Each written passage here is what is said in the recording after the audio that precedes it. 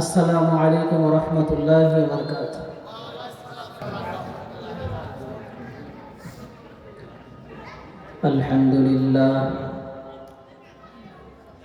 আলহামদুলিল্লাহ নাহমাদুহু ওয়া নাস্তাঈনুহু ওয়া নাস্তাগফিরুহু ওয়া নু'মিনু বিহি ওয়া নাতাওয়াক্কালু আলাইহি। ওয়া ক্বালা আশ-শাইর গর্ব সুরত আদমি ইনসাবুদে গর্ব सूरत आदम साबुदे अहमद बूझल हम एक साबुदे आदमीरा आदमियत लाज़िमत आदमीरा आदमियत लाज़िमत तेरा गरबुना बाशद है ज़मास्त ला इलाहा इल्लल्लाह सबाई ला जिद्द वला निद्द वला हद्द लिमौला ला जिद्द वला निद्द वला हद्द लिमौला الآن كما كان ولم يلك سوالا الآن كما كان ولم يلك سوالا لا إله إلا الله لا إله إلا الله لا إله إلا الله محمد رسول الله কোরআনে কারীম থেকে আমি একটা আয়াত তেলাওয়াত করছি।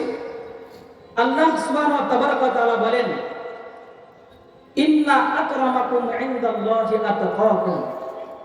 আল্লাহ সুবহানাহু ওয়া তাআলা বলেন যে নিঃসন্দেহে তোমাদের মধ্যে সবচেয়ে সম্মানিত ব্যক্তি সে যে সবচেয়ে বেশি তাকওয়াবান, সবচেয়ে বেশি মুত্তাকি, সবচেয়ে বেশি আল্লাহ পাককে যে ভয় করে সেই হলো সবচেয়ে দামি, সেই সবচেয়ে সম্মানিত।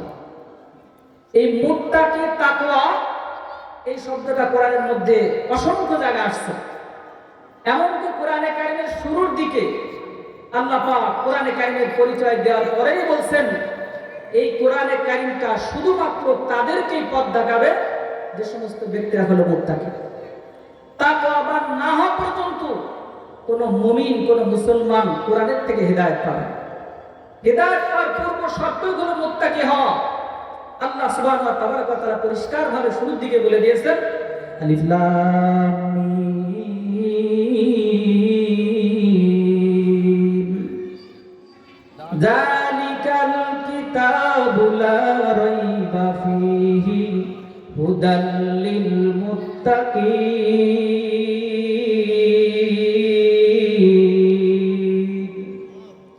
আল্লাহ সুবহানাহু ওয়া তাআলা পরিষ্কার ঘোষণা করেছে, হে দুনিয়ার মানুষ, এটা এমন একটা কিতাব, যালিকাল কিতাব, এটা এমন একটা কিতাব লা রাইবা ফীহি, যার মধ্যে কোনো সন্দেহ নাই, যার মধ্যে কোনো সন্দেহ নাই, হুদাল লিল মুত্তাকিন, এটা কোনো মুত্তাকিদের জন্য পথ প্রদর্শক। কোরআনে কারীম থেকে হেদায়েত শুধু মুত্তাকিরাই পাবে। অনেক মানুষ আছে কোরআনে কারীমকে বোঝে, কোরআনে কারীম সম্পর্কে তার যথেষ্ট পরিমাণ ধারণা আছে, কিন্তু কোরআনে কারীম অনুযায়ী নিজের জীবনকে পরিপূর্ণভাবে সাজাইতে পারে নাই। কোরআনে কারীম সম্পর্কে অনেক কিছুর জ্ঞান আছে, কিন্তু পরিবার সাজাতে পারে নাই। কোরআনে কারীম নিয়ে যে কায়দায় আল্লাহর নবীর সাহাবায়ে কেরাম চলছে সেই কায়দায় নিজের জীবনটাকে গঠন করতে পারে নাই। আছে কি আছে? বহুত মানুষ এমন আছে, আমরা একটু লক্ষ্য করলে দেখতে পাবো রাসূল আকরাম সাল্লাল্লাহু আলাইহি ওয়াসাল্লামের যুগে এমন কিছু মানুষ ছিল যারা কোরআনকে খুব ভালো করে বুঝতো। যেমন আমরা দেখতে পাই, অর্থাৎ কোরআনের হাদিসকে আমরা সামনে নিলে দেখতে পাই, আমাদের সামনে পরিষ্কার হয়ে যায়, আবু জেহেল, উতবা, শাইবা, এই মানুষগুলো কিন্তু কোরআনে কারীম সম্পর্কে যথেষ্ট তাদের ধারণা ছিল। এরপরও কোরআনে কারীম থেকে যে কায়দায় হিদায়াত পাওয়া দরকার সেই কায়দার কিন্তু হিদায়াত তারা পায় না। শেষ পর্যন্ত আল্লাহ পাকের নাফরমান হয়ে দুনিয়া থেকে বিদায় নিয়েছে। দুনিয়াতে এরকম বহুত মানুষের সংখ্যা আমাদের সামনে আমরা দেখতে পাবো। সুতরাং কোরআনে কারীম থেকে হিদায়াত পাইতে হলে পূর্ব শর্ত হলো মুত্তাকি হওয়া। মুত্তাকিদের মধ্যে আল্লাহ পাক রব্বুল ইজ্জত দুনিয়া এবং আখিরাতের সফলতা রাখছে। এই দুনিয়া যদি কোনো একজন ব্যক্তি সফলতা পাইতে চায়, পূর্ব শর্তে হলো তাকে মুত্তাকি হওয়া লাগবে। এখন কথা হলো মুত্তাকি কাকে বলা হয়? মুত্তাকি তো ওই ব্যক্তি যেই ব্যক্তি সব সময়ের জন্য নিজের মধ্যে আল্লাহ পাক রব্বুল ইজ্জতের ভয়কে ধারণ করতে পারছে। আমি যেখানেই থাকি না কেন, যে অবস্থাতেই থাকি না কেন, যে হালতেই থাকি না কেন, আমার আল্লাহ পাক রব্বুল ইজ্জত আমাকে দেখেন, আমার আল্লাহ পাক রব্বুল ইজ্জত সবকিছু জানেন, সবকিছু আল্লাহ পাক অবগত আছে। এইটা নিজের মধ্যে পরিপূর্ণভাবে ধারণ করার নামই হলো তাকওয়া, এটার নামই হলো মুত্তাকি হওয়া। একটু ভালো করে খেয়াল করা দরকার। আর এই তাকওয়ার সম্পর্ক হলো আত্মার সাথে, এই তাকওয়ার সম্পর্ক হলো কলবের সাথে। রাসূল আকরাম সাল্লাল্লাহু আলাইহি সাল্লাম বলেন, আত-তাকওয়া হাহুনা, তাকওয়াটা হলো এই জায়গার একটা ব্যাপার। এইটার সম্পর্ক কোনো মানুষের অন্যান্য অঙ্গ প্রত্যঙ্গের সাথে নয়, তাকওয়ার সম্পর্কটা হলো আত্মার সাথে। কথা কোন ঠিক কি ঠিক না? তাকওয়ার সম্পর্ক হলো আত্মার সাথে। সুতরাং আত্মাটা যার মুত্তাকি হয়ে যায়, আত্মাটা যার তাকওয়াবান হয়ে যায়, ওই ব্যক্তির পুরো বডিটাই তার ঠিক হয়ে যায়। রাসূল আকরাম সাল্লাল্লাহু আলাইহি ওয়াসাল্লাম একটা হাদিসের মধ্যে ব্যাপারটা পরিষ্কারভাবে ঘোষণা করেছেন, আলা ইন্না ফিল জাসাদি লামুযগা, প্রত্যেকটা মানুষের শরীরের মধ্যে একটা গোশতের টুকরা আছে। ইদা সালাহাত সালাহাল জাসাদু কুল্লুহু, ওই গোশতের টুকরাটা যদি ভালো হয়ে যায়, আল্লাহর নবী বলেন, আল্লাহ পাক নবী সাল্লাল্লাহু আলাইহি ওয়াসাল্লাম বলেন, ইদা সালাহাত সালাহাল জাসাদু কুল্লুহু ওয়া ইজা ফাসাদাত ফাসাদাল জাসাদু কুল্লুহু, আর ওই গোশতের টুকরাটা যদি নষ্ট হয়ে যায়, পচে যায়, ফাসাদাল জাসাদু কুল্লুহু, তার পুরো বডিটাই নষ্ট হয়ে যায়, সব কিছু তার নষ্ট হয়ে যায়। আল্লাহ নবী সাল্লাল্লাহু আলাইহি ওয়াসাল্লাম বলেন, ও দুনিয়ার মানুষ, তোমরা কি জানো গোশতের টুকরাটার নাম কি? নবীজি নিজে উত্তর দিয়ে বলেন, আলা ওয়াহিয়াল কলব, ওই গোশতের টুকরাটার নাম হলো কলব। তাকওয়ার উৎপত্তি স্থান হলো কলব। ওইটা যদি ঠিক থাকে, তার সব কিছু ঠিক থাকে। ওইটা ঠিক থাকলে তার পুরো বডিটাই ঠিক থাকে। এই জন্য তো আমরা দেখতে পাই মানুষ কয়েক ধরনের আছে। কোরআনে কারিমের শুরুর দিকে আল্লাহ পাক 3 প্রকারের মানুষের পরিচয় তুলে ধরছেন। সূরা বাকারা প্রথমে 5 আয়াতের মধ্যে আল্লাহ পাক মুমিন, মুসলমান, মুত্তাকির পরিচয় তুলে ধরেছেন। এরপরে 2 আয়াতের মধ্যে আল্লাহ পাক কাফেরদের পরিচয় তুলে ধরছেন। লম্বা সময় ওইদিকে কথা বলার সুযোগ আমার নাই। এরপরে আল্লাহ পাক রব্বুল ইজ্জত একটা না, পর পর 12টা আয়াতের মধ্যে আরো একটা সম্প্রদায়ের কথা তুলে ধরছেন। তারা হলো মুনাফিক সম্প্রদায়ের। কথা কোন ঠিক কি ঠিক না? মুমিনদের সম্পর্কে পরিষ্কারভাবে বলা হয়েছে, কাফেরদের সম্পর্কে পরিষ্কারভাবে বলা হয়েছে, মুনাফিকদের সম্পর্কে পরিষ্কারভাবে বলা হয়েছে। আল্লাহ পাক রব্বুল ইজ্জত মুনাফিকদের পরিচয় দিতে যে সর্বপ্রথম বলেন, ওয়া মিনান নাসি মান ইয়াকুলু আমান্না বিল্লাহি ওয়া বিল ইয়াউমিল আখির ওয়া মা হুম বিমুমিনিন ইখাদিউনা আল্লাহা ওয়াল্লাযীনা আমানু ওয়া মা ইয়াখদাউনা ইল্লা আনফুসাহুম ওয়া মা ইয়াশউরুন। আল্লাহ পাক রব্বুল ইজ্জত এরপরে বলেন, ফি কুলুবিহিম মারাদুন ফাযাদাহুমুল্লাহু মারাদা। আল্লাহ পাক রব্বুল ইজ্জত বলেন, তাদের অন্তরের মধ্যে রোগ, এই রোগটা বাড়তেই থাকবে, বাড়তেই থাকবে, বাড়তেই থাকবে। এই মানুষটার কলবটা পচে গেছে, এই মানুষটার উপরে সব কিছু এলোমেলো হয়ে গেছে। কেমন হয়েছে? ভিতরটা তার পচে যাওয়ার কারণে। এই জন্য ভিতরটা যদি ঠিক থাকে, সব কিছু ঠিক থাকে। একজন মানুষ সুন্নতি দায়ী লাগে কখন? যখন তার ভিতরটা ঠিক থাকে। একজন মানুষ নবীজির মহব্বতে করে সুন্নাত মানে কখন? যখন তার ভিতরটা ঠিক থাকে। একজন মানুষ পরিপূর্ণ তাকওয়ার জীবন যাপন করে কখন? যখন তার ভিতরটা ঠিক থাকে।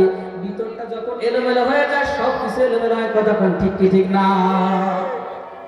আল্লাহু আকবার। তাকওয়াবান হওয়ার ফলাফলটা কেমন হয়? ঘটনা কম বেশি আমাদের সকলেরই জানা আছে। হযরত ওমর ফারুক রাদিয়াল্লাহু তাআলা আনহু মুসলিম বিশ্বের দ্বিতীয় খলিফা ছিলেন। ওনার অভ্যাস ছিল, উনি প্রত্যেক রাতে কিছু সময়ের জন্য উনি রাস্তার সাথে থেকে বের হয়ে উনি যে জায়গায় থাকতেন সেখান থেকে বের হয়ে জনগণের সামনে চলাফেরা করতেন, দেখতেন কারো কোনো সমস্যা আছে কিনা। পরের দিন সকালবেলা তার সমাধান করতেন। ওনার নিয়ম অনুযায়ী একদিন ঘর থেকে বের হয়েছে। কিছু দূর যাওয়ার পর উনি একটা ঘর থেকে দেখে দুইজন মহিলা মানুষের কথা বলার আওয়াজ কানে আসতেছে। হযরত ওমর ফারুক রাদিয়াল্লাহু তাআলা ভালো করে কান লাগালেন, এদের উদ্দেশ্য এরা কি বলতে চায়। দেখা গেল ঘরের মধ্যে মা আর মেয়ে দুইজনে ফিসফিস করে কথা বলতেছে। মা বলতেছে, মা গো, আজকে তো আমাদের বকরিতে অল্প একটু দুধ দিয়েছে, এটা আগামীকালকে বাজারে বিক্রি করলে তো আমাদের আগামীকালকে সংসার ঠিক মতো চলবে না।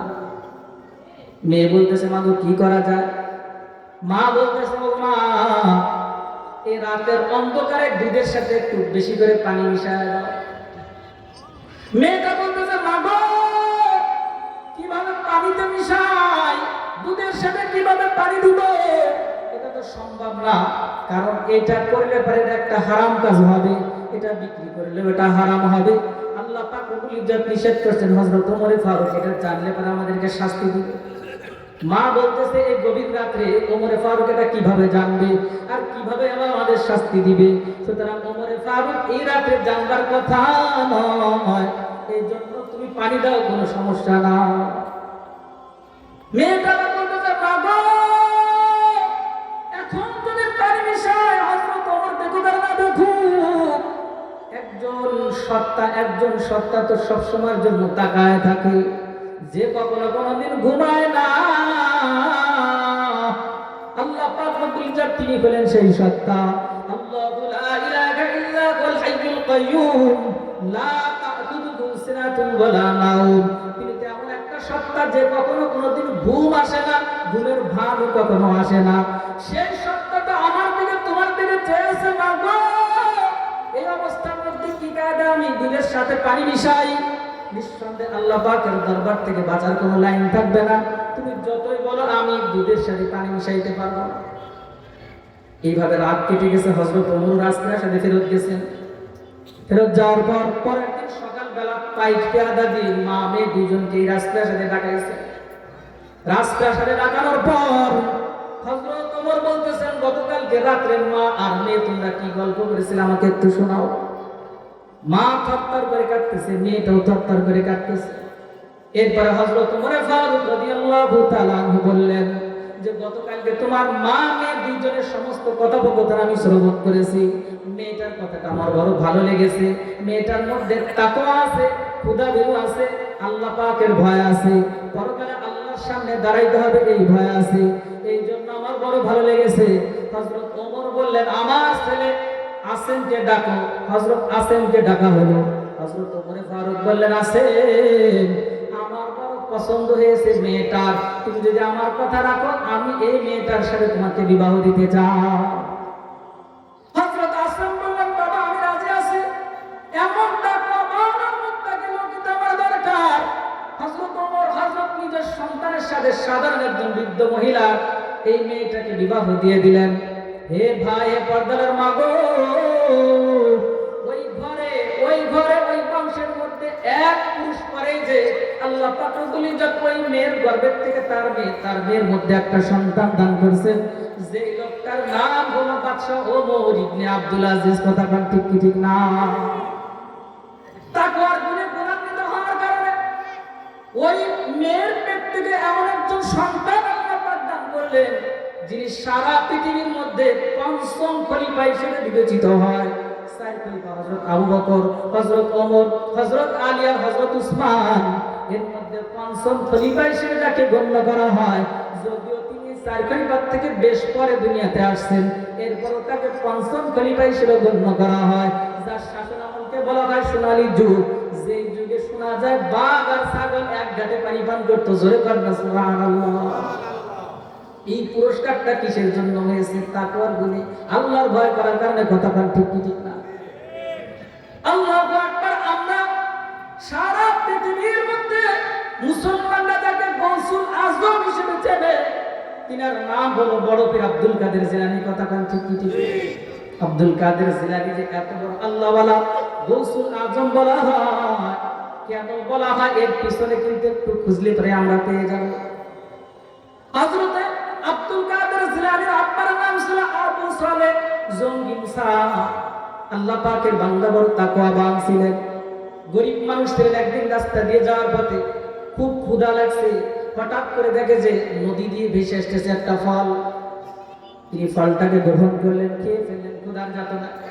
এক পর্যায়ে ওনার চিন্তা করলেন, না জেনে না বুঝে কার ফল আমি খাইলাম, ওই লোকটা যদি আমাকে মাফ না করে আল্লাহ পাকের হাসরের মাঠে আমি কি জবাব দিব।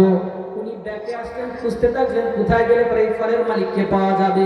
বেশ কিছুদূর ব্যাকে আসার পর, অর্থাৎ উজান দিকে আসবার পর উনি দেখলেন একদম নদীর ধারে একটা আপেলের বাগান দেখা যায়। চিন্তা করলেন এই বাগান থেকে ফলটা বেঁচে গেছে। উনি খুঁজতে লাগলেন এই বাগানের মালিককে। এক পর্যায়ে লোকজন দেখা গেল জমক হাজি সাহেব হলো এই বাগানের মালিক।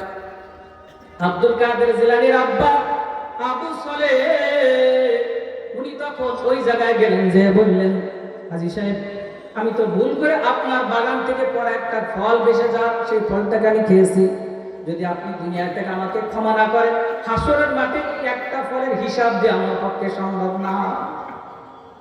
হাসরের মাঠটাতে এমন হবে, মানুষের অনেকের ক্ষেত্রে এমন দেখা যাবে নামাজ রোজা ইবাদত বন্দেগী করবার কারণে আল্লাহর পক্ষ থেকে জান্নাতের ফয়সালা হয়ে গেছে, টিকিট দেওয়া হয়ে গেছে। টিকিটটা নিয়ে জান্নাতের জন্য যখন দৌড় দিবে, এরপর যখন সে পুলসিরাতের সামনে পৌঁছাবে তখন তাকে ব্যারিকেড দিয়ে দেওয়া হবে, বলা হবে এখানে দাঁড়াও, তোমার সাথে মানুষের কিছু লেনদেন আছে। এরপর যখন ওই মানুষগুলোকে সামনে পেশ করা হবে, এই মানুষটা দেখে চিনে ফেলবে এরা তো তারা যাদের কাছ থেকে দুনিয়াতে আমরা বিভিন্ন সময় অন্যায় করে জুলুম করে বিভিন্ন অর্থ সম্পদকে গ্রহণ করেছি। এরপর ওই মানুষগুলোকে বলা হবে তুমি তোমার সব কিছুকে প্রাপ্য বুঝে নাও। ওই সময় বলবে আমার কাছে তো দেওয়ার মতো কিছু নাই। আল্লাহ পাকের পক্ষ থেকে জানানো হবে তুমি তোমার নেক আমলগুলোকে দিতে থাকো। এক পর্যায়ে তার সব নেক আমল দিতে থাকবে দিতে থাকবে দিতে থাকবে।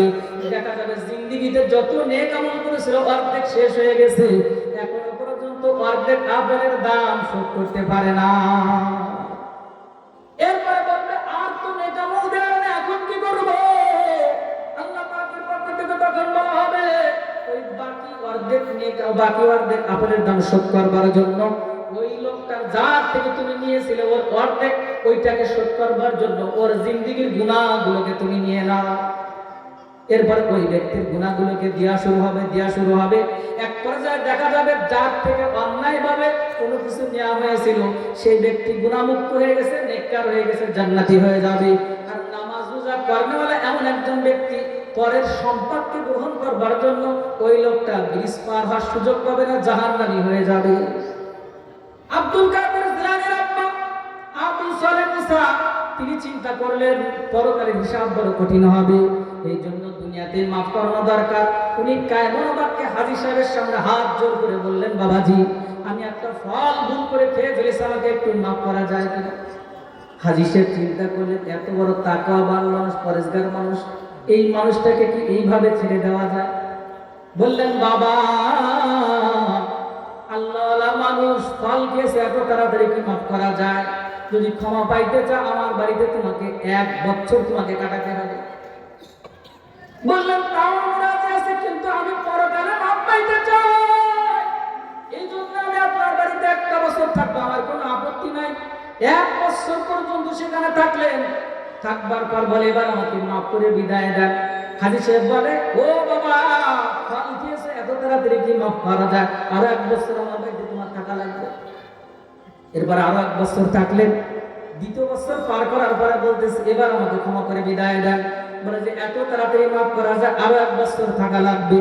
3য় বছর পার করার পর বলে এবার আমাকে একটু বিদায় দেওয়ার ব্যবস্থা করো। বলে বিদায় দিতে পারি, ঠিক আছে, কিন্তু এখনো পর্যন্ত মাফ করার মতো পরিবেশ তৈরি হয় নাই। তুমি যদি মাফ পাইতে চাও তাহলে তোমার আরো একটা কাজও করা লাগবে। বলে কি কাজ?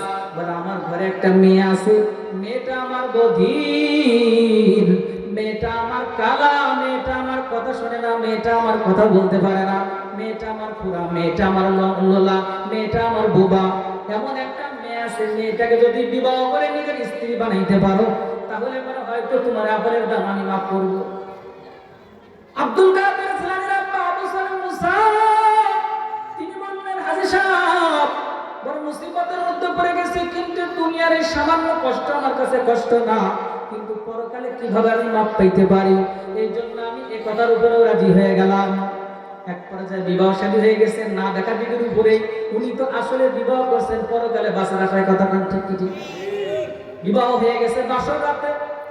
আবু সালাম মুসা বাসর ঘরের মধ্যে ঢুকছেন, ঘরের মধ্যে ঢুকে দেখে ওনার শ্বশুর যা বলেছিল তার থেকে সম্পূর্ণ ব্যতিক্রম একটা মেয়ে ঘরে ঘর আলো করে বসে আছে। পূর্ণিমার চাঁদের থেকেও দেখতে সুন্দর, যেমন উঁচু লম্বা তেমন তার সুশ্রী। এত সুন্দর চেহারা বা মানুষ ইতিপূর্বে উনি কখনো দেখেন। এরপরে উনি ওইটা দেখে হঠাৎ করে ঘর থেকে দৌড়ে বের হয়ে গেছেন, কারণ তো তাকওয়াবান পরেশগার মানুষ। ফেরত যে বলতেছেন শ্বশুরকে, আপনি আমার সাথে এমন একটা ধোঁকাবাজি না করলেও তো পারতেন। 3টা বছর খাটাইলেন, ঠিক আছে মেনে নিলাম। এরপর আবার আপনি আমাকে গুনার একটা কাজ করবার জন্য ভিতরে ঢোকালেন। সে তো আমার স্ত্রী না। বিবাহের আগে আপনি বলছেন যে তোমার স্ত্রী হবে এরকম এরকম, কিন্তু কোনোটাই তো পাচ্ছি না।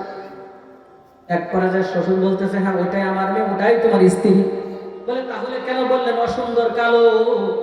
বলে আমার মেয়েটাকে আমি কালো এর জন্য বলেছি যে ইতিপূর্বে কখনো কোনোদিন বালে ঘর পর থেকে আমার মেয়েটাকে কখনো কোনোদিন কোনো পরপুরুষে দেখে নাই।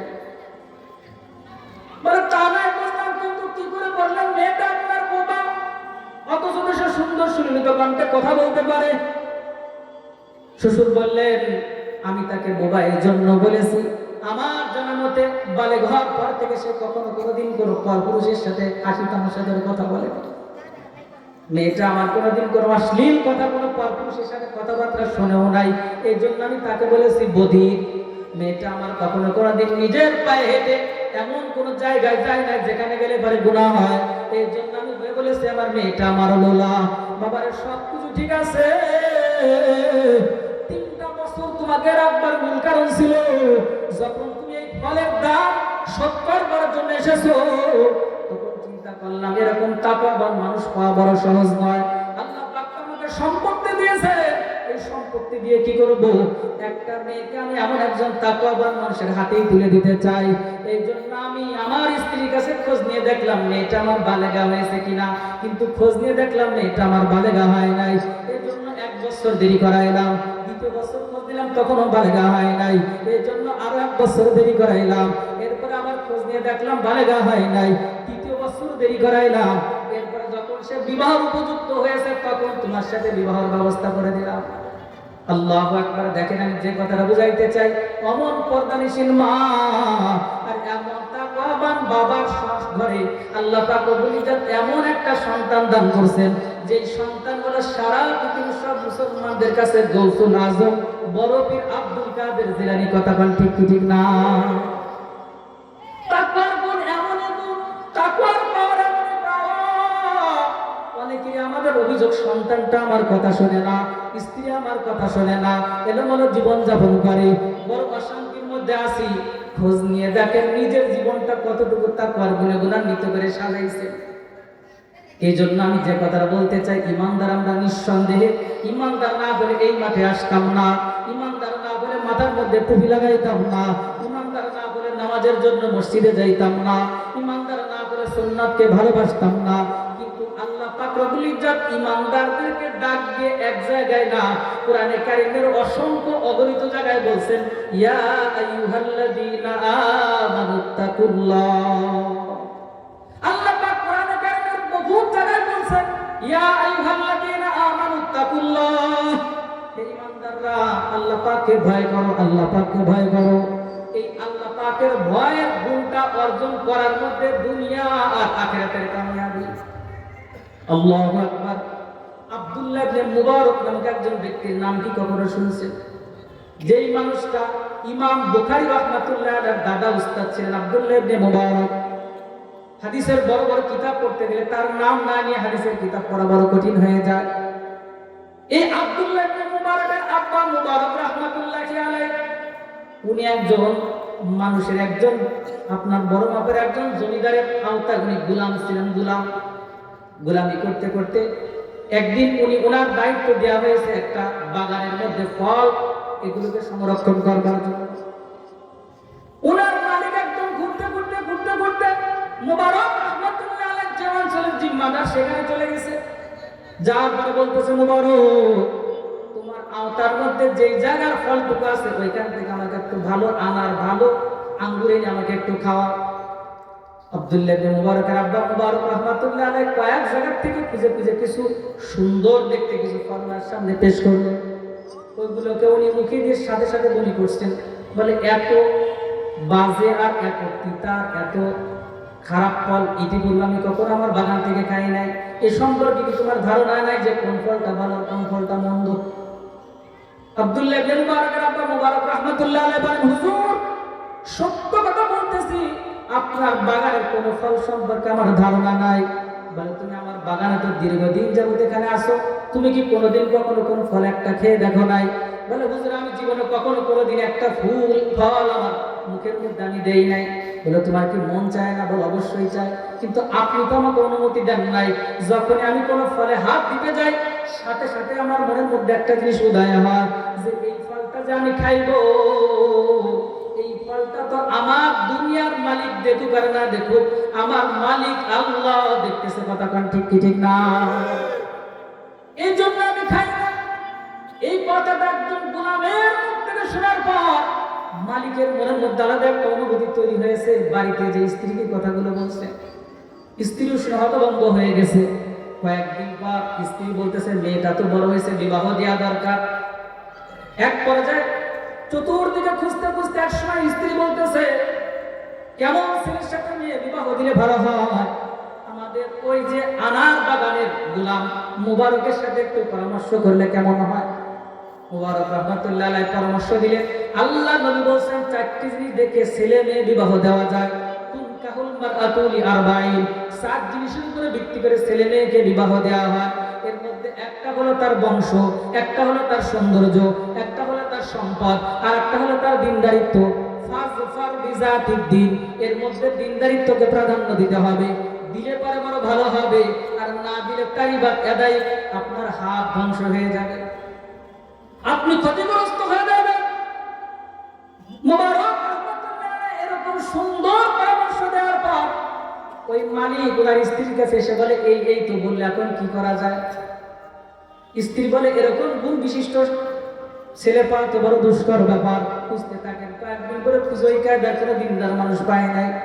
একদিন স্ত্রী খুব সুন্দর একটা মুহূর্তে স্বামীকে উদ্দেশ্য করে বলতেছে, বহুত তো খোঁজাখুঁজি করলেন, পাইলেন না, আমার পক্ষ থেকে একটা পরামর্শ হলো, আমাদের ওই আনার বাগানের মুবারকের সাথে মেয়েটাকে দিয়ে দেওয়া যায় কিনা?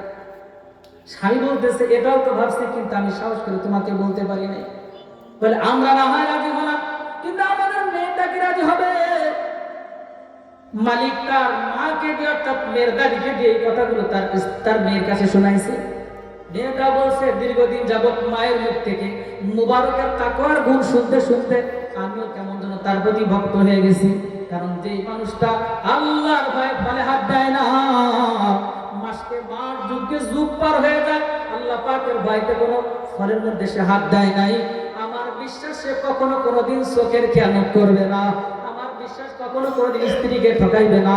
আমার ধারণা কখনো কোনোদিন সে অন্যায় অবৈধ কোনো কাজ করবে না। এই জন্য আমি এমন ছেলেকে বিবাহ করতে পরিপূর্ণ রাজি আছি। সুবহানাল্লাহ। বাপ পরের দিন মুবারকের কাছে প্রস্তাব নিয়ে গেছে, কি করা যায়? আমি আমার মেয়েকে তোমার সাথে বিবাহ দিতে চাই, তুমি কি বলো? মুবারক বলে, হুজুর এটা কি হয়? আপনি হলেন মনিব, আমি হলাম গোলাম, কি করে সম্ভব? আপনার সম্পত্তি কোথায়? আমার সম্পত্তি তো জিরো। মালিক বলতেছে, মুবারক এখানে সম্পত্তির কোনো ব্যাপার নাই, তুমি যে আমাকে রাসূলের হাদিস বলে পরামর্শ দিয়েছো দ্বীনদারিত্ব, এই জন্য আমি দ্বীনদারিত্ব প্রাধান্য দিয়ে তোমার সাথে আমার মেয়েটাকে দিতে চাই। সুতরাং তুমি যদি রাজি থাকো, আমার পরিবারের কোনো আপত্তি নাই। হযরত মুবারক চুপ হয়ে গেলেন। এবার মালিক বললেন, মুবারক আমার সমুদায় সম্পত্তির অর্ধেক এখন তোমার নামে দিয়ে দিলাম, এখন বলো তুমি কি গরিব নাকি ধনী? বলে, হ্যাঁ এখন তো ঠিক আছে। বিবাহ হয়ে গেছে। এই দুই তাকওয়াবান ব্যক্তির ঘরে আল্লাহ পাক রব্বুল ইজ্জত এমন একজন মুহাদ্দিসকে পাঠাইলেন, জগৎ বিখ্যাত মুহাদ্দিস ইমাম বুখারীর দাদা উস্তাদ আব্দুল্লাহ ইবনে মুবারক রাহমাতুল্লাহি আলাইহি। আমি যে কথাটা বুঝাইতে চাই, এরকম হাজার হাজার ঘটনা আমাদের সামনে আছে। তাকওয়ার জিন্দেগি অবলম্বন করবার কারণে এই কায়দার দুনিয়াও পেয়েছে, আখিরাতও পেয়ে গেছে। যুবকদেরকে অনুরোধ করে বলে, ভাই জীবনটাকে এলোমেলো করে কাটায় না, অবৈধ সম্পর্ক করে কাটায় না, মেয়েদের পিছনে তোমরা কাটায় না, অবৈধ সম্পর্ক এটা নিঃসন্দেহে দুনিয়ার জন্য সবচেয়ে বড় খতরনাক জিনিস, সবচেয়ে বড় ক্ষতিগ্রস্ত তার পথ। এখন তো যুবক যুবতীদের কথা কি বলবো, বহুত মা বোনেরা পর্যন্ত এমন আছে, বহুত পুরুষ পর্যন্ত এমন আছে, ঘরে স্ত্রী আছে, সন্তান আছে, তারপর অবৈধ সম্পর্কের সাথে যারা আছে, কি আছে না? হাজার হাজার ঘটনা এমন আছে। এই সম্পর্ক হওয়ার পেছনে মূল কারণ হলো আল্লাহ পাকের ভয় নাই, আল্লাহ পাকের ভয় নাই। আল্লাহ পাকের ভয় ছাড়া এইটা কখনো কোনোদিন এই সমস্ত থেকে বাঁচা সম্ভবপর নয়। ও যুবক, আজকে তুমি চিন্তা করতেছো আমি কিভাবে চলবো, আমার জীবন কিভাবে চলবে। চলানোর মালিক হলেন আল্লাহ, খাওয়ানোর মালিক হলেন আমার আল্লাহ, সুন্দর জীবন দেওয়ার মালিক হলেন আমার আল্লাহ। তাকে অবলম্বন করে জীবনটাকে এমন করে যদি কেউ সাজাইতে পারে, সে পুরুষ হোক আর মহিলা হোক, ওই ব্যক্তির জিন্দেগিতে কখনো কোনো দিন মুসিবত বলে কোনো জিনিস ওইভাবে আসবে না। আর যদি আসো, ধৈর্য ধারণ করার মতো পরিপূর্ণ ক্ষমতা দিয়ে দেবেন আল্লাহ। তাকওয়ার জিন্দেগি অবলম্বন মানে হলো আমার সামনে হারামের সুযোগ আসবে, আমি হারাম নিব না। আমার সামনে হারাম কার সুযোগ আসে, আমি হারাম খাইব না। আমার জিন্দেগিতে বহুত সুযোগ আসবে হারাম কাজ করার, আমি করব না। আমার সামনে সুযোগ আসবে জিনা ব্যভিচার করার, আমি জিনা ব্যভিচার করব না। আমার সামনে সুযোগ আসবে মদ গাঁজা গ্রহণ করার, আমি করব না। আমার সামনে সুদ ঘুষ নেওয়ার সুযোগ আছে, আমি নিব না। আমার সামনে অবৈধ বহুত পথ পদ্ধতি খোলা থাকবে, আমি গ্রহণ করব না। কেন করব না? কার ভয়ে? বলেন কার ভয়ে? আল্লাহ পাক রাসূল সাল্লাল্লাহু আলাইহি ওয়াসাল্লাম বলেন, মান তারাকা শাইয়ান লিইত্তিকা আল্লাহ, যে ব্যক্তি আল্লাহর ভয়ে কোনো গুনাহকে ছেড়ে দেয়, কোনো অবৈধ পাপপন্থাকে ছেড়ে দেয়, আল্লাহ পাকের নবী সাল্লাল্লাহু আলাইহি ওয়াসাল্লাম বলেন আতাহুল্লাহ, আল্লাহ পাক তাকে দান করবে খায়রাম মিনহু, যে জিনিসটাকে সে পরিত্যাগ করেছে তার থেকে আরো শত শত গুণ উত্তম জিনিস। জোরে কান সুবহানাল্লাহ। আল্লাহ পাকের এক বান্দা যুবক মানুষ হজে গেছে, হজ করতেছে, তাওয়াফ করতেছে, করতে করতে হঠাৎ করে তার সামনে একটা ব্যাগ একটা পুটুলি পড়ছে। ব্যাগটাকে হাতে নিয়ে মুখটাকে খুলে তাকায় দেখে ওর মধ্যে অনেকগুলো স্বর্ণ মুদ্রা, অনেকগুলো সোনার অলংকার। যুবকের মনের মধ্যে একবার ভাসছে, এইগুলো নিয়ে যদি কোনো মতো বাড়ি যাইতে পারি, গেলে পারে আমার জীবনটা একদম লালে লাল হয়ে যাবে। তারপর পরে আবার স্মরণ হয়েছে, এইটাকে যদি আমি নেই তাহলে তো আমার আল্লাহ পাক বেজার হয়ে যাবে। সাথে সাথে মনটাকে ফেরত নিয়ে আসছেন, না এমন কাজ করা যাবে না। মালিককে খোঁজা শুরু করছেন, মালিককে খোঁজা। এক পর্যায়ে খুঁজতে খুঁজতে দেখেন যে একজন বৃদ্ধ টাইপের মানুষ এরকম ভাবে হতভম্ব হয়ে ঘুরতেছে। এবার উনি চিন্তা করলেন ইনারই মনে হবে, বলে বাবা আপনার কি কিছু হারাইছে? বলে হ্যাঁ আমার একটা থলি হারাইছে। বলে থলির মধ্যে কি আছে, প্রমাণ দিতে পারলে আপনাকে দিয়ে দেওয়া হবে। বলে আমার থলির মধ্যে কয়েক হাজার স্বর্ণ মুদ্রা আর বেশ কিছু স্বর্ণের অলংকার ছিল। মিলায় দেখে যেন কথার সাথে মিলে যায়। এক পর্যায়ে থলিটাকে ওই বৃদ্ধকে ফেরত দেওয়া হলো। বৃদ্ধ এবার এই থলিটাকে সেখান থেকে বেশ কিছু স্বর্ণ মুদ্রা নিয়ে যুবককে বলে তোমাকে হাদিয়া দিলাম। যুবক বলে যে না, এর প্রতি আমার একটা আলাদা আকর্ষণ সৃষ্টি হয়েছিল, এই জন্য আমি আমার মনকে টাইট করার জন্য, কন্ট্রোল করার জন্য আমি এটা গ্রহণ করবো না। সাথে সাথে এটাকে ব্যাকে দিলেন, ফেরত দিয়ে দিলেন। যে যার মতো যেদিকে যাওয়ার চলে গেছে, বৃদ্ধর জায়গা চলে গেছে, যুবক যুবকের জায়গা চলে গেছে। এক পর্যায়ে যুবক তার বাড়িতে ফেরার উদ্দেশ্যে জাহাজ রওনা করছে। কিছু দূর যাওয়ার পর জাহাজটা বিধ্বস্ত হয়ে গেছে। জাহাজের থেকে নেমে এরপরে সে লোকালয় পেয়েছে, সেখানে হাঁটা শুরু করছে। কিছু দূর যাওয়ার পর যে দেখে সুন্দর একটা মসজিদের মধ্যে সে বসে তেলাওয়াত শুরু করছে। আল্লাহু আকবার। লোকজন নামাজের সময় যখন নামাজ আসছে, সবাই মিলে বলতেছে এত সুন্দর তেলাওয়াত করেন আমরা যুবকই আমাদের নামাজ পড়ার, কারণ কয়েকদিন আগে ইমাম সাহেব মারা গেছে, ওনাকে দিয়ে নামাজ পড়ানো হলো। সবাই বড় খুশি, বলে বাড়ি কোথায়? এমন জায়গা দূরের কথা বলছে, অনেক দূর অনেক দূর। এক পর্যায়ে বলছে তুমি যদি মনে করো তাহলে আমাদের এলাকায় তুমি ইমাম হিসেবে থেকে যেতে পারো, আমাদের মসজিদের ইমাম সাহেব মারা গেছে। বলে আমি রাজি আছি। থাকতে থাকতে এক পর্যায়ে এলাকার লোকজন বলতেছে হুজুর আমাদের ইমাম সাহেব একজন মেয়ে রেখে গেছে, মেয়েটাকে যদি আপনি রাজি থাকেন আপনার সাথে আমরা বিবাহ বন্ধনে আবদ্ধ করে দিতে পারি। বলে আপনার বললে আমার কোনো আপত্তি নাই, শুনেছি মেয়েটা নাকি অনেক ধার্মিক, অনেক ভালো, সব কিছু মিলে বিবাহ হয়ে গেছে। যুবক বাসর ঘরে যখন গেছে, যে দেখে পরিপূর্ণ সুন্দর একটা মেয়ে বসা, তার শরীরের মধ্যে বিভিন্ন প্রকারের অলংকার, কানের মধ্যে কানের দুল, গলার মধ্যে গলার হাত, হাতের মধ্যে সুন্দর চুড়ি, নাকে তার নাক ফুল, খুব সুন্দর পরিপাটি করে সাজানো, স্বর্ণ অলংকার দিয়ে সাজানো। যুবক একবার কানের দুলের দিকে তাকায়, একবার তার গলার চেনের দিকে তাকায়, একবার তার চুরির দিকে তাকায়। মেয়েটা আবার লক্ষ্য করে দেখে এই স্বর্ণ অলংকারের দিকে তাকাতাকি করে। এক পর্যায়ে মেয়েটার ভিতরে একটু রাগ রাগ তৈরি হয়েছে যে শুনলাম খুব তাকওয়াবান, দুনিয়া বিরাগী একজন পুরুষ, কিন্তু এখন তো দেখতেছে আমার থেকে তার মনের টান এই অলংকারগুলোর বার বেশি। বলে আপনি কি আমার অলংকারগুলো কি পছন্দ করলেন? যদি বলেন তো খুলে খুলে দিয়ে দিয়ে নিয়ে চলে যান। বলে না না, এখানে মূল ব্যাপারটা হলো অলংকারগুলোর প্রতি আমার নজর না। এই অলংকারগুলো আমার কাছে খুব চিনা জানা মনে হয়। বলো তো দেখি অলংকারগুলো তুমি কোথায় পেয়েছো? এবার স্ত্রী বলে, স্বামী গো, আপনি আমার প্রতি খারাপ ধারণা করেন না। আমার আব্বা হজ থেকে আসবার সময় এগুলো আমার জন্য নিয়ে এসে দিয়েছে। আর আমার আব্বা ছিলেন মসজিদের ইমাম সাহেব। আসবার পরে কিছুদিন পরে তার ইন্তেকাল হয়ে গেছে। আর এই অলংকারগুলো আমার আব্বা হজের থেকে আমাকে দিয়েছে। যুবক বলে, স্ত্রী গো, এই অলংকারের সাথে কি কোনো ঘটনা তোমার আব্বা শোনাইছে? বলে হ্যাঁ, একটা আজীব ঘটনা শোনাইছে যে এই অলংকার আর স্বর্ণ মুদ্রা সহ এটা নাকি তার হারায় গিয়েছিল। একটা যুবক নাকি পেয়ে আমার আব্বাকে দিয়েছিল। আমার আব্বা যতদিন পর্যন্ত জীবিত ছিল ততদিন পর্যন্ত সে ওই যুবকের খুব প্রশংসা করত। আর তার নামাজের পরে, তাহাজ্জুদের পরে নিয়মিত দোয়া করতে দেখতাম। সে আল্লাহ পাকের কাছে দোয়া করত, আল্লাহ ওরকম একটা যুবকের কাছে যদি আমার মেয়েটাকে দিয়ে যাইতে পারতাম, জীবনটা বড় ধন্য হয়ে যাইতো। এইভাবে সে দোয়া করতো। স্ত্রী এই ঘটনা শোনাইতেছে আর স্বামীর চোখ দিয়ে টপ টপ টপ টপ করে পানি পড়তেছে। এক পর্যায়ে স্ত্রী বলে, আপনি কাঁদেন কেন? যুবকটা বলে, স্ত্রী রে, তোমার আব্বা তোমার সম্পর্কে এই যে ঘটনা অলংকার সম্পর্কে শোনাইছে, ওই যুবকটার অন্য কেউ না, যুবকটা ছিলাম আমি। সেই দিন আমি আল্লাহ পাকের ভয়ে সবগুলো জিনিস ফেরত দেওয়ার কারণে আমার রব, আমার আল্লাহ অলংকারগুলো তোমার মাধ্যমে আবার আমার কাছে পৌঁছায় দিয়েছে। সাথে আল্লাহ পাক বোনাস হিসেবে তোমার মতো সতীসাধ্য সুন্দরী একজন রমণী আমার স্ত্রী হিসেবে কবুল করেছে। যারা কান সুবহানাল্লাহ। আল্লাহ পাক রব্বুল ইজ্জত বলেন, ইয়া আইয়ুহাল্লাযীনা আমানুত্তাকুল্লাহ। আল্লাহ পাক বলেন, ইমানদাররা আল্লাহকে বা আল্লাহ পাককে ভয় করো।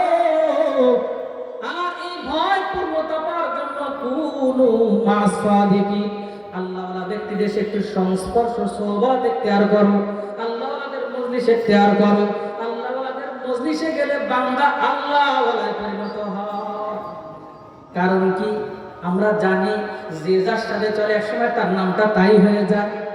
বাদাম বিক্রি করেওয়ালা বাদাম বিক্রি করতে করতে একসময় তার নামই হয়ে যায় বাদাম। কথা কান ঠিক কি ঠিক না? তখন আর মানুষ এক পর্যায়ে বাদাম বলে বলা বলে ডাক দেয় না। এক সময় ডাকতে থাকে বাদাম, এদিকে আসে বলে, কি বলে? রিক্সা চালু থাকতে থাকতে এক সময় মানুষটার নামই হয়ে যায় রিক্সা। কেউ ডাকতে হলে এ বলে না রিক্সাওয়ালা, আসো তা বলে না, কি বলে ডাকে? এ রিক্সা। বলেন ঠিক কি ঠিক না? ঠিক যারা আল্লাহর সাথে গভীর সম্পর্ক, এই মানুষগুলো আল্লাহ পাকের সাথে গভীর সম্পর্ক রাখতে রাখতে তার নাম হয়ে যায় আল্লাহওয়ালা। আল্লাহওয়ালাদের সোহবতের কারণে এমনটা হয়। সোহবত বড় একটা ব্যাপার। এই জন্য আপনাদেরকে আমি বলি, আমাদের নবী মুহাম্মদ রাসূলুল্লাহ সাল্লাল্লাহু আলাইহি ওয়াসাল্লাম দুনিয়াতে আসার আগেও কিতাবাদি ছিল কি ছিল না? তাওরাত ছিল, জব্বুর ছিল, ইনজিল ছিল, কিন্তু সোহবত ছিল না। এরপর নবীজি আসছেন, নবীজির সোহবতে থাকবার কারণে সাহাবীরা তো বহু গুণে গুণান্বিত ছিল। সাহাবীরা ছিল মুজাহিদ, সাহাবীরা ছিল মুবাল্লিগ, সাহাবীরা ছিল মুহাদ্দিস, সাহাবীরা ছিল মুফাসসির। কত গুণ থাকবার পরেও সাহাবীদের নাম হয়েছে সাহাবী। আর সাহাবী মানে হলো সাথী, সঙ্গী, সোহবত ইখতিয়ার করার কথা। বলা ঠিক কি ঠিক? সাহাবী এই নামটাকে আল্লাহ পাক গ্রহণ করলেন, এই নামটাই তারা পরিচয়ে পরিচিত হলেন। এই জন্য সোহবত একটা ব্যাপার। এই জন্য আমরা একটু উলামায়ে কেরাম আল্লাহওয়ালা যারা আছেন তাদের সাথে মিশার নিয়ত কি করতে পারি? বলেন পারি? যদি একটু নিয়ত করতে পারি, খুব দ্রুত সহজ সমাধান হয়ে যাবে। এই ভিতরের এই তাকওয়াটা অর্জন হয়ে যাবে। তাকওয়ার সম্পর্ক তো হলো কলবের সাথে। আর মূলত বস্তুত যাই বলেন আর তা বলেন, একজন মানুষের শরীর কলব আর শরীর নিয়ে গঠিত হলো। শরীরটার থেকে বেশি মূল্যবান হলো কলব। কথা কান ঠিক কি ঠিক না? কলবের যাত্রা আলমে আরওয়াহ থেকে শুরু হয়েছে। মায়ের পেটেও কলব ছিল, দুনিয়ার জগতেও কলব আছে, দুনিয়ার যুগেও আত্মা আছে, মরার পরও কলব থাকবে। কিন্তু রোববার বার শরীরটা কিন্তু ঠিক থাকবে না, কতক্ষণ ঠিক কি ঠিক না। এই জন্য একজন মানুষ মারা যাওয়ার পর আমরা তার নাম দেই লাশ। কি নাম দেই? আচ্ছা বলেন তো, লাশ তো বলি, লাশের তর্জমা জানা আছে? লা মানে না, আমার সাথে বলেন, লা মানে না, আর শাইউন মানে জিনিস, একসাথে মিলাইলে লাশ, তাহলে কোনো জিনিসই না। লাশ মানে কি? কোনো জিনিসই না, অপদার্থ। এই জন্য একজন মানুষ মারা যাওয়ার পর তখনকার কেউ বলে এই মুফতি সাহেবকে এইদিকে নিয়ে আসো, নাকি বলে লাশকে নিয়ে আসো। কি বলে?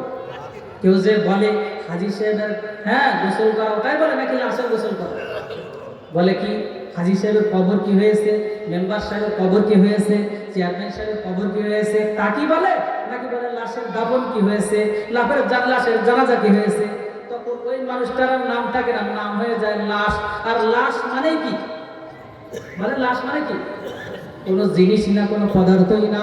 এই জন্য বস্তুতে একজন মানুষের শরীরের থেকে আত্মার দামটা হলো বেশি, কলবের দামটা হলো বেশি। এটার উপরে বান্দার বিচার হবে। আল্লাহ পাক ওর উপরে ভিত্তি করে নতুন একটা শরীর দিবেন, যার দৈর্ঘ্য হবে 60 গজ লম্বা, 60 গজ লম্বা।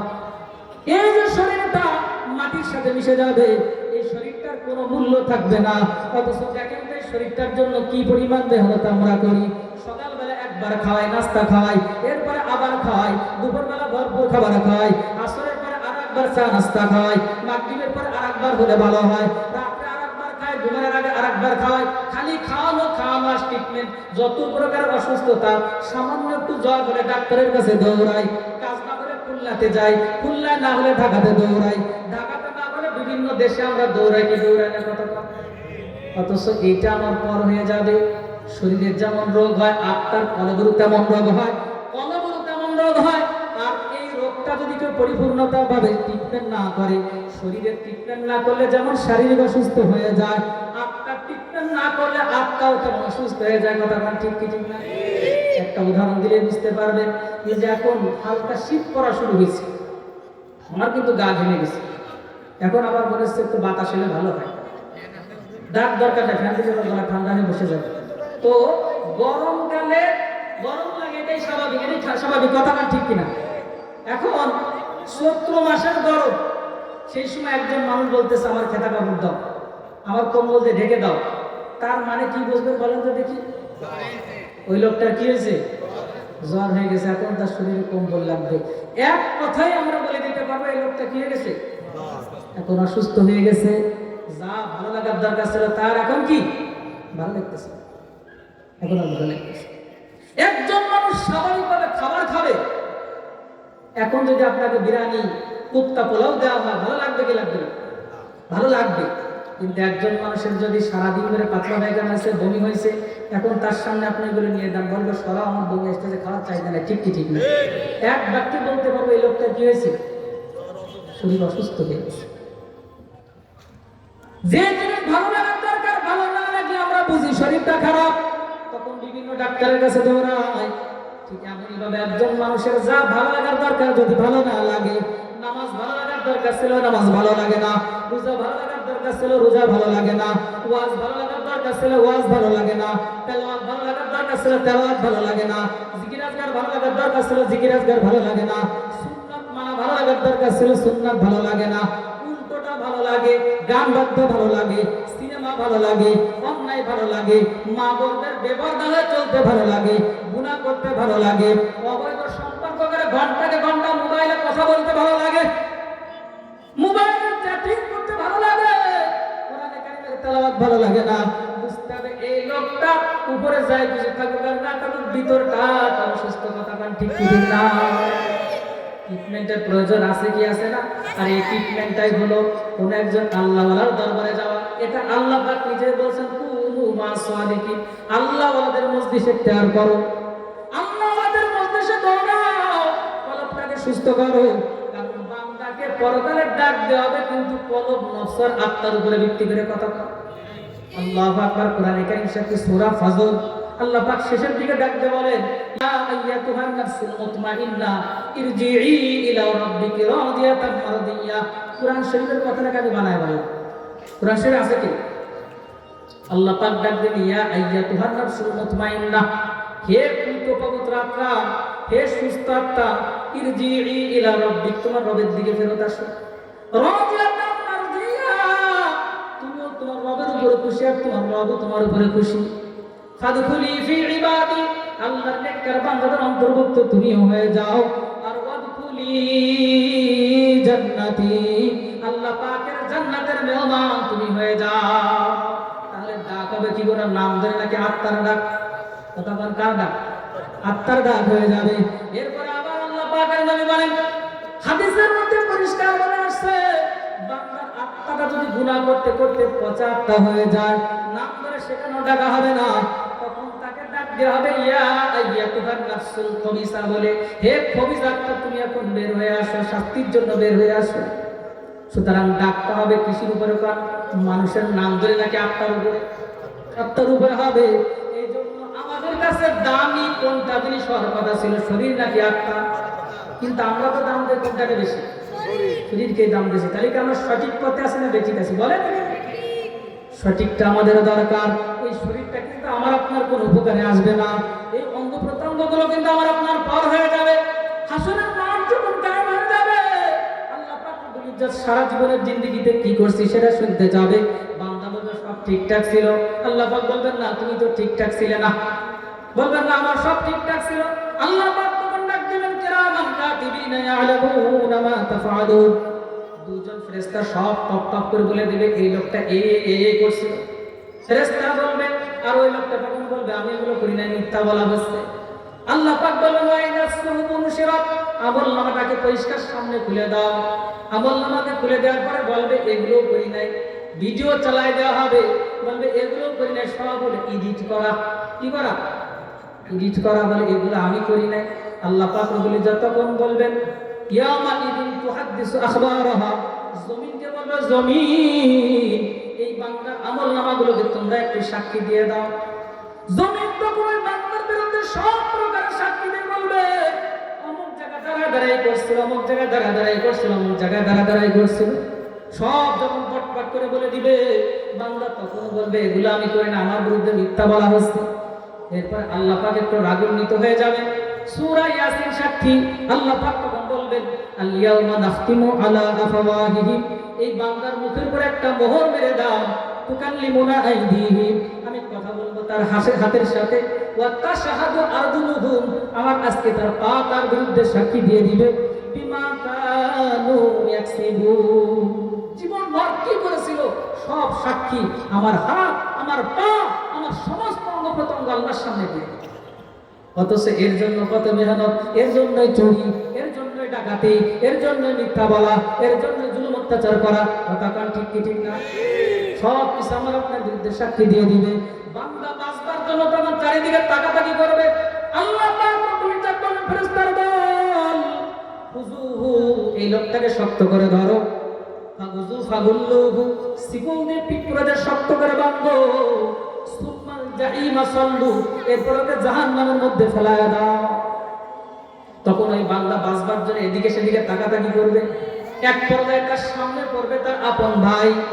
কোরআনে কারীম কি বলতেছে দেখেন, আল্লাহ পাক পরিষ্কারভাবে বলছেন, ওই লোকটা তখন নিজের ভাইয়ের কাছে বলবে ভাই গো, দুনিয়ার জিন্দেগিতে তুমি আমার বড় আপন ছিলে, কেউ কিছু বললে তুমি সহ্য করতে পারতা না, প্রতিশোধ নিতে, তার বিরুদ্ধে ব্যবস্থা নিতে।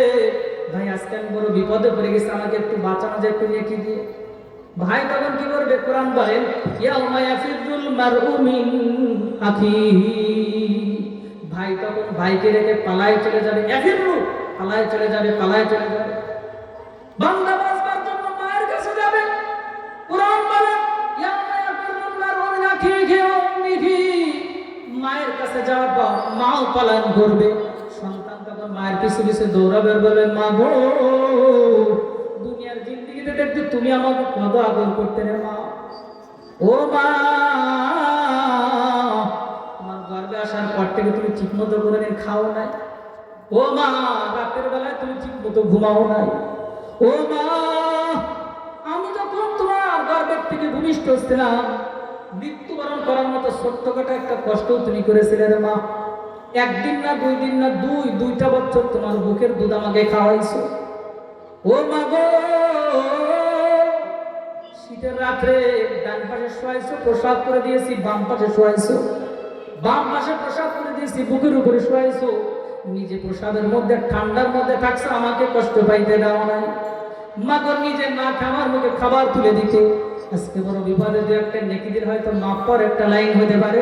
কোরআনে কারীম বলেন ইয়াউমা ইয়াফিরুল মারউ মিন আখিহি ওয়া উম্মিহি, মা পলায়ন করতে থাকবে আর বলতে থাকবে কে তুমি বাবা, চিনলাম না।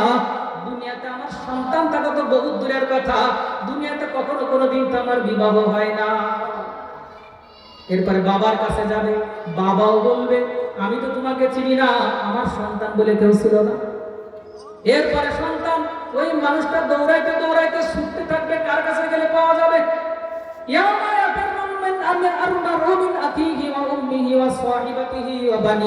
বন্ধুর কাছে যাবে, বন্ধু বলবে তোমাকে আমি চিনি না।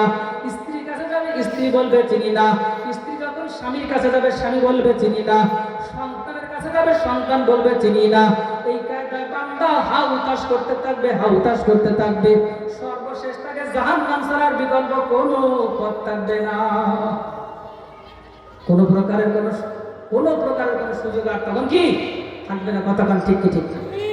এই জন্য আমি যে কথাটা বুঝাইতে চাই, যাই কিছু করি আর না করি, আল্লাহ পাকের সামনে উপস্থিত হবে এই শরীর নাকি আত্মা। কতক্ষণ শরীর নাকি আত্মা?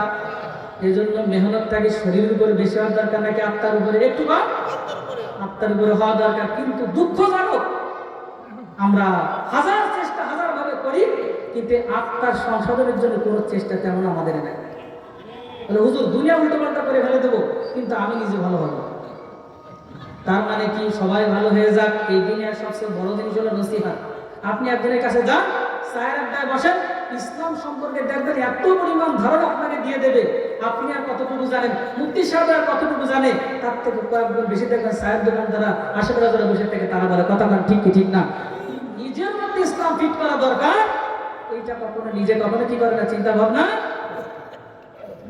গান চলতেছে, গজল গজল গজল। ওই যে একটা গজল আছে না, নামাজকে বলো না কাজ আছে বলো কি, কাজকে বলো না, নামাজকে কি বলো না কাজ আছে, বরং কাজকে বলো আমার নামাজ আছে। অনেক সময় যে মাইকিং করতে করতে এগুলো করে বেড়ায়, যে লোকটা মাইকিং করে বেড়াচ্ছে সেই লোকটা নামাজ পড়তেছে না, অথচ গান করে বেড়াচ্ছে নামাজ পড়ার জন্য। হ্যাঁ, এরকম হয় কি হয় না? আল্লাহু আকবার। আমাদের ব্যাপারটা এরকম হয়ে গেছে। আমরা এখন নানাভাবে ইসলাম কায়েম করতে চাই, কিন্তু নিজের মধ্যে ইসলাম আমরা কি করতে চাই না, ফিট করতে চাই। অথচ সাহাবা কেরামের জিন্দেগি একটু লক্ষ্য করে দেখেন, সাহাবা কেরাম কি সর্বপ্রথম নিজেকে সাজাইছেন নাকি সারা পৃথিবী সাজাইছেন? কোনটা? নবীজি সাল্লাল্লাহু আলাইহি সাল্লাম জন্মের পর থেকে নবী নাকি? জন্মের পর থেকে নবী না, যদিও নবী হয়েছেন 40 বছর পরে, কিন্তু নবী ঠিক আছে, কিন্তু নবুয়ত পাইতে 40 বছর লাগছে। আর নবুয়তের পূর্ব মুহূর্তে একাধারে প্রায় 6 মাস পর্যন্ত আমরা যে বিভিন্ন সময় হীরা পর্বতের গুহায় যাই, যারা হজে গেছেন দেখছেন, আল্লাহ পাক আমাকেও নিছেন, ওখানে যে আমরা দেখছি যে নবী পাক সাল্লাল্লাহু আলাইহি ওয়াসাল্লাম দীর্ঘদিন পর্যন্ত ওইখানে ইবাদত বন্দেগী করতেন আগে নিজের ইসলামের জন্য। কতক্ষণ ঠিক কি ঠিক? নবী পাক সাল্লাল্লাহু আলাইহি ওয়াসাল্লামকে আল্লাহ পাক শুরু থেকে নিষ্পাপ মাসুম বানাইছেন। সেই নবীজির সিনা চাক করে কলবকে ধৌত করছেন কয়বার? বলেন কয়বার? নবীজির সিনা চাক কয়বার হয়েছে জানি না আমরা। নবীজির সিনা চাক মানে ওপেন হার্ট সার্জারি, তার মানে বুককে ভেঙে যেখানে গুনাহ হতে পারে সেইটাকে বের করে ফেরেশতাদের মাধ্যমে জমজমের পানি দিয়ে, আবে হায়াতের পানি দিয়ে, জান্নাতের পানি দিয়ে ধৌত করে আবার নতুন করে প্রতিস্থাপন করেছেন 4 বার। কয়বার? একবার হলো হালিমা সাদিয়ার বাড়িতে যখন নবীজি দুধ পান করতেছিলেন, দুধ পানের শেষে একদিন ওনার ভাইকে নবীজি বলতেছেন, দুধ ভাইকে যে ও প্রত্যেকদিন কোথায় যায়? হালিমা বললেন বকরি চড়াইতে যায়। নবীজি বললেন আমিও যাবো। নবীজির বয়স তখন 4 বছর হবে।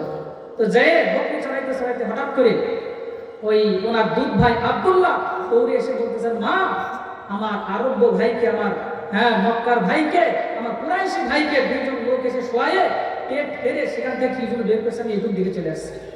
হালিমা এবং ওনার স্বামী দুজন মিলে দৌড়ে আসছে।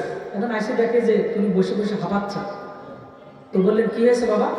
বলে বুঝলাম না, কে জন্য এসে দুধ ছাড়লো, কি জন্য বের করলো, আবার ধুয়ে আবার ভিতরে দিল, এইটুকু জানি। এই হলো একবার। এরপরে নবীজিকে নবুয়তের আগে আরো 2 বার এরকম সিনা চাক করা হয়েছে। নবুয়তের সময় সিনা চাক করা হয়েছে, মেরাজে যাওয়ার আগে নবীজির সিনা চাক করা হয়েছে। উদ্দেশ্য হলো এটা, নবীজির মধ্যে কোনো পাপ ছিল না, নবীজির মধ্যে কোনো গুনাহ ছিল না, কিন্তু গুনাহের টোটালি কোনো মন মানসিকতার জন্য না আসে, এই জন্য আল্লাহ পাক এই ব্যবস্থা করছেন। সুতরাং নবীজির জন্য যদি এই ব্যবস্থা হয়ে থাকে, সাহাবারা নিজে কেমন ভাবে তৈরি করেছেন, ভিতরেরটার উপরেরটা সমান সমান হয়ে গেছে। আত্মার সাথে কলবের বিরাট একটা সম্পর্ক ছিল, মুখের বিরাট একটা সম্পর্ক ছিল, ভিতরটাও যেমন ছিল উপরটাও তেমন ছিল, মুখটাও তাদের তেমন ছিল। আমরা অনেক সময় ইসলামের কথা বলি, কিন্তু আমাদের নিজেদের মধ্যে কি নাই? ইসলাম নাই। কিন্তু ইসলামকে আগে নিজের মধ্যে ফিট করতে হবে, নাকি সব জায়গায় আগে ফিট করতে হবে? কোনটা বলেন? আগে কোন জায়গায়? আপনি একজনকে একটু আলো দেবেন, আলো, আপনার কাছে মোমবাতি আছে, সবকিছু আছে, কিন্তু আপনার মোমবাতি কিনা জ্বালানো না, আপনি কি কাউকে আলো দিতে পারবেন? তাহলে এখন আপনাকে আলো দিতে হলে আগে আপনার মোমবাতি আপনাকে কি করতে হবে? জ্বালাতে হবে। আপনার মোমবাতি যদি জ্বলন্ত থাকে, হাজার হাজার শত শত মানুষকে আপনি জ্বলন্ত মোমবাতির থেকে আলো দিতে পারবেন। আমার বোঝার উদ্দেশ্য হলো সবই ঠিক আছে আলহামদুলিল্লাহ, কিন্তু আগে নিজেটাকে আমরা পরিশুদ্ধ করা দরকার। এই জন্য আল্লাহ আমাদের সহবাদ বলে, হুজুর কোথায় যাবো? মুফতি মুজিবুর রহমান সাহেব দামাত বারকাতুহুর আলিয়ার ওখানে অনেক বড় বড় ওলামা একরাম আসেন। আনোয়ারুল সাহেব দামাত বারকাতুহুর আলিয়ার ওখানে অনেক বড় বড় ওলামা একরাম আসেন। আমাদের আশরাফুল মাদ্রাসা সুতিঘাটা মাদ্রাসায় প্রত্যেক ইংরেজি মাসের দ্বিতীয় শুক্রবার সম্ভব হলে দাওয়াত দিয়ে গেলে একটু যাবেন। সেখানে গেলে পরে বুঝবেন যে আমার আপনার জিন্দেগীর কত ঘাটতি রয়ে গেছে। সামনে রমজানুল মুবারকে আমাদের আশরাফুল মাদ্রাসা সুতিঘাটা মাদ্রাসার নাম শুনছেন তো? সেখানে পুরো 1 মাস যদি একটা ইতিকাফ হবে, আপনার দারুল দেওবন্দের মুহাতামিম সহ সারা পৃথিবীর মধ্যে এখন সবচেয়ে বড় শায়েখ হিসেবে যাকে মানা হয়, হযরত আল্লামা ইব্রাহিম আফ্রিদি সাহেব দামাত বারকাতুহুল আলিয়া। এর আগে 3 বছর আগে একবার ইতিকাফ আমাদের সুতিঘাটাতে হয়েছিল। প্রায় 30টি রাষ্ট্রের থেকে লোক সেখানে অবস্থান করেছিল। এবছর আরো বেশি উপস্থিত হবে ইনশাআল্লাহ। ইব্রাহিম আফ্রিদি সাহেবের তত্ত্বাবধানে পুরো মাস ইতিকাফ হবে। একটু দেখার নিয়ত যদি হয়, 3টা দিন 4টা দিন 5টা দিন একটু থেকে আসার নিয়ত করবেন, দেখবেন আপনার জিন্দেগীর ভুলগুলো এমনিতে ধরা পড়া শুরু হয়ে গেছে। আপনার অন্তরের মধ্যে কি ধরনের রোগ আছে এটা ধরা পড়া শুরু হয়ে যাবে। এই জন্য এই সমস্ত মজলিসগুলোতে একটু যাবেন। আপনাদের দাওয়াত দিয়ে গেলাম, প্রত্যেক ইংরেজি মাসের দ্বিতীয় শুক্রবার আমাদের সুতিঘাটাতে একটু যাইবেন। ওখানে রাত্রে থাকবার ব্যবস্থা আছে, ব্যাডিং পত্র খাবার পত্র কিচ্ছু টানা লাগবে না, সব কিছুর ব্যবস্থা ওখানে আলহামদুলিল্লাহ আমরা করে থাকি। মাদ্রাসার পক্ষ থেকে আমাদের মাওলানা নাসিরুল সাহেব দামাত বারকাতুহুল আলিয়া, আমাদের উস্তাদে মুহতারাম, আমাদের মাদ্রাসার মুহতামিম, উনি সব ব্যবস্থা আপনাদের জন্য করছেন। একটু যাবেন, দেখবেন, দেখার মতো হলে একদিন যেয়ে দেখবেন ইনশাআল্লাহ অনেক কিছুর প্রশ্নের সমাধান আপনার হয়ে যাবে ইনশাআল্লাহ। এজন্য রমজান মাসের দাওয়াত থাকলো, এছাড়াও প্রত্যেক মাসে আমাদের ওখানে হয়ে থাকে। এই আরব অঞ্চল থেকে অনেক মানুষ যায়, আপনাদেরও দাওয়াত থাকলে ইনশাআল্লাহ একটু কি নিয়ত করা যায় ইনশাআল্লাহ। আমরা ইসলাম কায়েম চাই না এমন, অবশ্যই ইসলামের কায়েম হওয়া দরকার, এটা আমরা চাই, কথা কারণ ঠিক কি ঠিক না, কিন্তু আগে নিজে সব এলোমেলো করে তারপর আমরা কিভাবে ইসলাম কায়েম। কত সমস্যা আমাদের মধ্যে, দেখেন ভিতরটা যদি ঠিক হয়ে যায় সব কিছু ঠিক হয়ে যায়।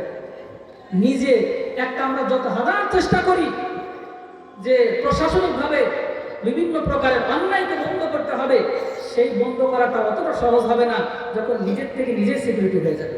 আমি যদি নিয়ত করে আমি আর সুদ খাবো না, আমি যদি নিয়ত করে আমি আর ঘুষ খাবো না, আমি যদি নিয়ত করে আমি আর জেলা ব্যবস্থা করবো না, আমি যদি নিয়ত করে আমি আর অন্যায় করবো না, তাহলে তখন এটা যত তাড়াতাড়ি হবে অন্য মানুষকে আমাকে সেভাবে করাতে পারবে? কোনো হতে পারবে না। এই জন্য আমরা নিজের আত্মশুদ্ধির জন্য একটু চেষ্টা করবো তো ইনশাআল্লাহ। বলেন করবো তো ইনশাআল্লাহ। আল্লাহ সবাইকে তৌফিক দিক। নারায়ে তাকবীর। একটা হাদিস তেলাওয়াত করছিলাম, তরজমা করে দোয়া করতেছি। রাসূল আকরাম সাল্লাল্লাহু আলাইহি ওয়াসাল্লাম বলেন, মা বোনদের ব্যাপারে, ইদা সাল্লাতিল মারআতু খামসাহা, একজন মা যখন 5 ওয়াক্ত নামাজ পড়বে, ঈমান থাকা লাগবে, ওয়া সামাত শাহরাহা, রমজান মাসে রোজা রাখবে, এরপরে আহসানাত ফারজাহা, নিজের সতীত্বের হেফাজত করবে, পর্দা করবে, ওয়া তাআত বালাহা, স্বামীর খেদমত করবে। এই 4টে কাজ যখন একজন মানুষ করবে, রাসূল আকরাম সাল্লাল্লাহু আলাইহি ওয়াসাল্লাম বলেন, কিলা লাহা, ওই মহিলাকে বলা হবে, উদখুলিল জান্নাহ, তুমি জান্নাতের মধ্যে প্রবেশ করো, বিআই বাবিন শিইতে, যেই দরজাতে খুশি সেই দরজাতে জোরে বলেন সুবহানাল্লাহ। আমার মা বোনেরা, আপনাদের অনুরোধ করে বলি, শুনছি অনেক মা বোনেরা আসছে, বর্তমান মা বোনেরা নামাজ পড়তে রাজি, রোজা করতে রাজি, কিন্তু পর্দার ব্যাপারে কিন্তু মা বোনেরা রাজি না। যশোরের থেকে জিনেদার দিকে এক মাহফিলে যাচ্ছিলাম, রেল স্টেশন মাদ্রাসার মুহাদ্দিস মুফতি আব্দুর রহমান সাহেব রহমানি, আমরা দুজনে একসাথে যাচ্ছি। বেশ কয়েক বছর আগের কথা, কিছুদিন আগের কথা। গাড়ির মধ্যে পাশাপাশি বসা, একজন মহিলা, উনিও পাশে বসে আছে অন্য সিটে, মাথার থেকে পা পর্যন্ত পুরোপুরি আলাদা মাথান। উনি এবার হুজুরকে উদ্দেশ্য করে বলেন, হুজুর তাহাজ্জুদের নামাজটা আমি এইভাবে করি, এরকম করলে কি হয়? কথার মাধ্যমে তিনি বুঝাইতে চাচ্ছেন উনি খুব তাহাজ্জুদ বুঝান, উনি খুব তেলাওয়াত করেন, সবকিছু ঠিকঠাক আছে। আচ্ছা, এই মানুষটা ওইগুলোর থেকে তার শরীরটা বেশি ঠিক হওয়ার দরকার ছিল কিনা কোন? কিন্তু সেটা ঠিক করে নাই, কিন্তু তাহাজ্জুদ নিয়ে পড়ে আছে। ওটাও দরকার, কিন্তু তার আগে তার এটা ঠিক করার দরকার ছিল। এরকম বহুত পাওয়া যাবে। এজন্য মা বোনেরা পর্দার দিকে আসা, স্বামীর খেদমত, এটাতে একদম পুরোপুরি উঠে যাওয়া শুরু করছে। 2000 সালের আগের মা বোনেদের অবস্থা আর বর্তমান সময়ের অবস্থা এক নাই। আগের জামানার মা বোনেরা স্বামীর খেদমতকে অবধারিত মনে করতো। আবার পুরুষদেরও কিছু দোষ আছে। আল্লাহ নবী সাল্লাল্লাহু আলাইহি ওয়াসাল্লাম স্ত্রীকে প্রতিযোগিতা করতেন স্ত্রী মানে খুশি করবার জন্য। এজন্য আমরা নিজেরা যেমন স্ত্রীদের প্রতি খেদমত পৌঁছাবো, অর্থাৎ তাদের সাথে ভালো ব্যবহার করবো, স্ত্রী তখন আপনার খেদমতের জন্য প্রস্তুত থাকবে। তো এই 4টে কাম যদি কোনো মহিলা করে, আল্লাহ তাকে ইজ্জত বলবেন, তোমার যেই দরজাতে তুমি সেই দরজাতে জান্নাতে জোরে কান সুবহানাল্লাহ। এই জন্য আমার মায়েদের জন্য 4টে কথা বলে গেলাম রাসূলের হাদিস থেকে, আল্লাহ পাক কবুল করুন। এখন আমরা দোয়ার দিকে যাব।